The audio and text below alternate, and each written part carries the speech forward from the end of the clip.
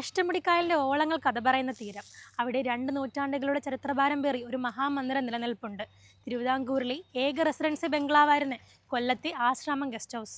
1810 British ദിവാൻ colonel മൺറോയ്ക്ക് താമസിക്കാനായി നിർമ്മിച്ച ഈ മന്ദിരം കേരളീയ പാശ്ചാത്യ ശൈലികളുടെ ഒരു അത്ഭുതമാണ്. വെട്ടുകല്ലും കരിങ്കല്ലും കുമ്മായവും കൊണ്ട് നിർമ്മിച്ച ഇതിന്റെ മുറികൾക്ക് 15 അടിയും വാതിലുകൾക്ക് 10 അടിയും ഉയരമുണ്ട്. AR രാജരാജവർമ്മ മഹാമന്ദിരം എന്ന് വിശേഷിപ്പിച്ച ഈ കെട്ടിടത്തിലെ ഏത് ജനല തുറന്നാലും അഷ്ടമുടിക്കായലിന്റെ ഭംഗി ആസ്വദിക്കാം. തിരുവനന്തപുരത്ത് നിന്ന് ഇവിടേക്ക് എളുപ്പത്തിൽ വരാനായി കപ്പലണ്ടി മുക്കിൽ നിന്ന് 4 കിലോമീറ്റർ നീളത്തിൽ ഒരു രാജപാത തന്നെ അന്ന് നിർമ്മിച്ചു. കേണൽ മൺറോ മുതൽ കഴ്സൺ പ്രഭു വരെ മഹാത്മാഗാന്ധി, നെഹ്റു, ഇന്ദിരാഗാന്ധി തുടങ്ങിയ ലോകമറിഞ്ഞ ഒട്ടേറെ പ്രമുഖരും ഈ മന്ദിരത്തിൽ അതിഥികളായി എത്തിയിട്ടുണ്ട്. ഒരു കാലത്ത് തിരുവിതാംകൂറിന്റെ ഭരണസിരാ കേന്ദ്രമായിരുന്ന ഈ പ്രതാപം ഇന്ന് നാശത്തിന്റെ വക്കിലാണ്. ഈ ഇരുനില മാളികയെ സംരക്ഷിക്കാൻ ഇനിയെങ്കിലും നമ്മൾ ഉണർന്നേ മതിയാകൂ.